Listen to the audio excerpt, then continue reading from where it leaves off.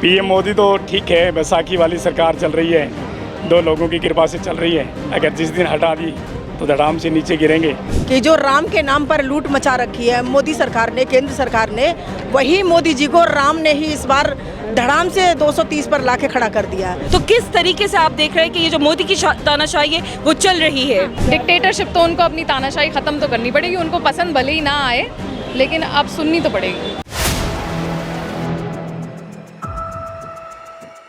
PM Delhi देख रहे हैं आप और मैं हूं आपके साथ शाहीन खान। संसद के अंदर लगातार हंगामा हो रहा है, जहां विपक्ष लगातार सत्ताधारियों को घेरने का काम कर रहे हैं, तो वही सत्ताधारी लोग लगातार विपक्ष को घेरने का काम कर रहे हैं। हालांकि जो पेपर लीक का मामला है उस पर सरकार घिरती हुई नजर आ रही है, लेकिन उसके बावजूद जो शिक्षा मंत्री है वो ये बात कह रहे हैं कि हम लोग छात्रों के प्रति संवेदनशील। ऐसे में बड़ा सवाल उठता है कि जो धांधलेबाजी सामने आई है इस पर सरकार आखिरकार चर्चा क्यों नहीं करती। हमारे साथ आम आदमी पार्टी के तमाम जो एमएलएज हैं वो जुड़ चुके हैं। सर, सीधा आपके पास आऊंगी। संसद के अंदर घमासान होता है, माइक बंद कर दिया जाता है और पूरी तरीके से नजर आता है कि चर्चा से कहीं ना कहीं जो विपक्ष, जो सत्ताधारी लोग हैं वो भागने की कोशिश कर रहे हैं। बिल्कुल, सत्ताधारी लोग चर्चा से भाग रहे हैं। नीट का जो पेपर लीक हुआ उसके बाद सत्ता में आवाज़ उठनी चाहिए, चर्चा होनी चाहिए, लेकिन वो उससे भाग रहे हैं। और पूरे देश में आपने देखा कितनी बार पेपर लीक होते हैं, एग्ज़ाम बच्चे दे नहीं पाते, जो तैयारी करते हैं कई कई साल तक,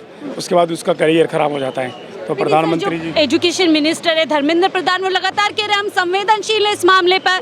विपक्ष जो है बरगला रहा है स्टूडेंट को, वो बहका रहा है। एक संवेदनशील होना और एक काम करना एक अलग अलग बात है। संवेदनशील, जब किसी के यहाँ कोई डेथ हो जाती है तो उसकी कोई मदद ना करे, कहता है मैं संवेदनशील हूँ, ठीक है मैं आपके साथ हूँ, लेकिन एक साथ होना अलग होता है। जिसने किया उसको सज़ा मिलनी चाहिए, उनको पकड़ना चाहिए, दोबारा एग्ज़ाम होने चाहिए। जिन्होंने बच्चों ने तैयारी की उनके जीवन का सवाल है। सहमति की बात पीएम मोदी कर रहे हैं, क्या लग रहा है बदले बदले इस समय तेवर नजर आ रहे हैं? पीएम मोदी तो ठीक है, बैसाखी वाली सरकार चल रही है, दो लोगों की कृपा से चल रही है। अगर जिस दिन हटा दी तो धड़ाम से नीचे गिरेंगे। पीएम मोदी जी का जो सपना था 400 पार वाला, लोगों ने वोट दे के दिखा दिया कि कितनी पार हैं आप। ठीक है, सरकार बन गई, बैसाखियों के सारे चल रही है, लेकिन कमजोर नजर आ रही है। सर, इसी सदन में हमने पीएम मोदी को सुनते हुए सुना था कि एक मोदी सब पे भारी, और आज उसी सदन में सहमति की बात कर रहे हैं। मैडम जी, एक मोदी सब पे भारी, ये केवल और केवल उनका जुमला था, और वो जुमला इस चुनाव में पब्लिक ने 400 पार की जगह 240 पे रोक दिया। अगले चुनाव में 140 से भी नीचे चले जाएंगे, क्योंकि इस तरह की स्थिति बन चुकी है कि पब्लिक को धीरे धीरे अब समझ आ गया है कि मोदी जो भी कहते हैं जुमले कहते हैं, और उन जुमले का कोई वो नहीं है। हमारी पार्षद जी साथ खड़ी हैं, पार्षद जी हमारे विधायक जी हैं। हम लोग अपने इलाके में नंबर 1 का काम कर रहे हैं और पब्लिक के साथ हैं। पब्लिक के अपेक्षाएं बहुत होती हैं, लेकिन हम कोशिश ये करती है हमारी पार्षद जी कि हर अपेक्षा पर खरा उतरें। पब्लिक हमारे से खुश है, बहुत बढ़िया। पब्लिक खुश है। पार्षद जी, लगातार लीकेज का मामला सामने आ रहा है, चाहे पेपर लीक हो, एयरपोर्ट लीक हो, और अब बताया जा रहा है कि अयोध्या, जहाँ पर सबसे ज़्यादा विकास के काम की चर्चा की गई थी, वहाँ पर भी जो है पानी पानी पूरा अयोध्या नजर आ रहा है। देखिए, इस बार तो दिखा दिया कि जो राम के नाम पर लूट मचा रखी है मोदी सरकार ने, केंद्र सरकार ने, वही मोदी जी को राम ने ही इस बार धड़ाम से 230 पर लाके खड़ा कर दिया है। और अब देखिए सर, मतलब हैरानगी की बात तो यह है कि तमाम इनकी सरकार के अब जब से इन्होंने शपथ ली है और उसके बाद में तमाम इस तरह की चीज़ें इनके सामने आई हैं, या पुल हो, या आप बिहार में देखिए डबल इंजन की सरकार है और 4 पुल धराशायी हो गए। आप अभी दिल्ली का एयरपोर्ट देख लीजिए, वहाँ एक की मौत हो गई, गाड़ियाँ चकनाचूर हो गई, और जाने कितने लोग वहाँ पर होते तो कितने लोगों की मौत होती। तो मैं मोदी जी से यही कहना चाहती हूँ कि मोदी जी, पार्टी जो भाजपा पार्टी है वो हमेशा कहती है कि शेर अकेला ही चलता है। अरे अकेला कहाँ है, तमाम मेमने तो उसने साथ में ले रखे हैं, और बैसाखी पे चल रहा तो वो अकेला कहाँ है शेर?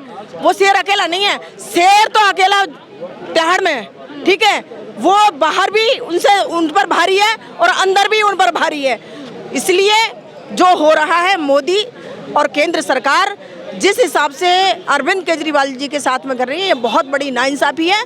ये एक तरीके से लोकतंत्र का गला घुट रहा है। इस बार जितनी बेबाकी से जितने बोलते हैं कि मोदी जी हमेशा फैसले ले लिया करते थे, इस बार क्या लगता है संसद के अंदर कमजोर नजर आएंगे? इस बार मोदी, आपने देखा होगा मोदी जी के जीतने के बाद में एक बार तो किसी उनके सांसदों ने मोदी जी का नारा लगाया नहीं। पहले कहते थे ना कि मोदी है तो मुमकिन है, इस बार अब कुछ नहीं है ऐसा, मोदी है तो मुमकिन है। इस बार मोदी जी की हवा निकल चुकी है और अब की बार आप सब देश बता देगा उनको कि जो जो इनके कारनामे हुए वो सब खुलते चले जाएंगे। इस बार हवा निकल जाएगी पीएम मोदी की। आप लोग लगातार इस तरीके से बोलते रहे कि तीसरी बार देखिए सरकार बना ली है, पीएम बन चुके हैं। देखिए, तीसरी बार सरकार तो बनाई है, लेकिन ये सरकार इनकी बैसाखी की सरकार है। अपने दम पे ये भारी बहुमत नहीं ला सके हैं। अगर अपने दम पे भारतीय जनता पार्टी को सरकार बनाना होती तो इस दफ़ा मुमकिन नहीं था। और आप देख रहे हैं किस तरह से संसद में भी, चाहे वो स्पीकर के चुनाव की बात हो, चाहे डिप्टी स्पीकर जो ऑपोजिशन पार्टी का होता है, चाहे उसकी बात हो, किस तरह से पहले दिन से ही संसद में एक रकस क्रिएट हुआ है, किस तरह से एक तानाशाही का माहौल चल रहा है। बावजूद उसके कि विपक्ष इस दफ़ा बड़ी मजबूत है। विपक्ष के जितने नेता हैं वो सारे के सारे आम आदमी पार्टी की तरह, कांग्रेस की तरह ही एक जो तानाशाही के खिलाफ लड़ने वाली मंशा रखते हैं। आप देख रहे हैं नीट का, नेट का, क्या जो बच्चों ने इतनी तैयारी करी है, इतनी मेहनत से जो इम्तिहान ये देते हैं, उसमें किस तरह से धांधलाई हो रही है, बेईमानी हो रही है। बात किसानों की नहीं हो रही है, बात कोई मुद्दे की नहीं हो रही है। संसद में भी जाके सिर्फ और सिर्फ एक तानाशाही का माहौल ही बना रखा है। आज हम लोग शांतिपूर्ण तरीके से धरना प्रदर्शन करने आए थे, भारतीय जनता पार्टी के ऑफिस का घेराव करने आए थे, लेकिन किस तरह से जो पुलिसकर्मी उन्होंने न सिर्फ हमारे पुरुष साथियों को, महिला साथियों को भी घसीट के धक्के मार के वहाँ से निकाला है।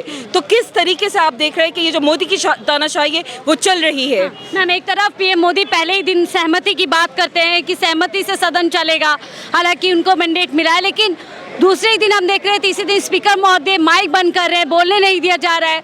तमाम जो विपक्षी एमपीज हैं उनको कहीं ना कहीं बैठाने का काम कर रहे हैं। जी बिल्कुल, जितने विपक्षी एमपीज हैं उन सब की आवाज़ चुप करने की जो मंशा है वो पिछले 10 साल से तो चलती आ रही है। इस दफ़ा भी इनकी पूरी कोशिश है कि कहीं पे कोई विपक्ष अपना मुद्दा नहीं रख सके, जो जनता का मुद्दा है वो नहीं रख सके। हमारी जो लड़ाई है वो सड़क से सांसद तक है। हमारी जो लड़ाई है वो लोगों के हित की, हक की बात करने की है। हमारी जो लड़ाई है इस तानाशाही को खत्म करने की है। इस बार पीएम मोदी की राह आसान नहीं होगी सदन के अंदर, बिल्कुल भी आसान नहीं होगी। पहले दिन से आपने देखा विपक्ष कितना मजबूत है। पहले ही दिन से आपने देखा कि किस तरह से संविधान को हाथ में पकड़े हुए लोगों ने बताया कि ये जो भारत का विपक्ष है वो आपको 10 साल की तरह जो आप फॉल्टी इम्प्लीमेंटेशन ऑफ जीएसटी करते आ रहे हैं, जो आप डिमोनेटाइजेशन कर देते हैं, कोई भी चीज़ आप लोग दूसरे सांसद से, ना अपने पार्टी वालों से, ना ऑपोजिशन से आप किसी को कंसल्ट नहीं करते, तो ये वाली तानाशाही आपकी नहीं चलेगी। जनता को आप अब मजीद और बेवकूफ़ नहीं बना सकते।